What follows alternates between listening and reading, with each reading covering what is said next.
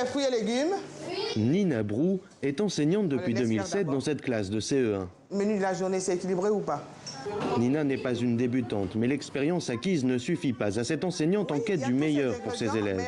Alors, quand elle ne fait pas classe, l'institutrice de 44 ans retourne sur les bancs de l'école, un étage plus haut. C'est ici, dans l'établissement où elle enseigne, le lycée international Jean Mermoz d'Abidjan, que vient d'ouvrir le centre de développement professionnel Pierre Deschamps.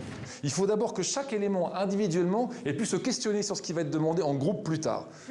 Nina suit ici la formation initiale. Avec l'aide d'un tuteur, elle apprend de nouvelles méthodes pédagogiques.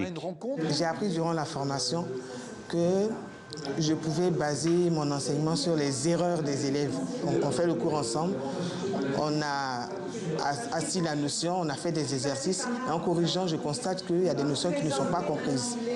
Donc, je me remets en cause, je refais la leçon, ça s'appelle une remédiation.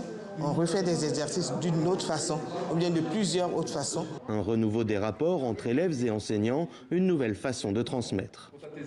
L'idée du CDP, c'est bien sûr questionner les pratiques pédagogiques, mais c'est également faire une passerelle indispensable et qui fait souvent défaut entre des chercheurs, entre des théories pédagogiques et une mise en pratique très concrète. Ça veut dire que les deux ne peuvent pas aller l'un sans l'autre. Les enseignants, par exemple, ici, travaillent sur des unités d'apprentissage qui peuvent parfois revêtir un aspect assez théorique, mais il faut voir, pour que c'est de l'intérêt, comment ça peut concrètement se mettre en place dans les classes et dans la pratique.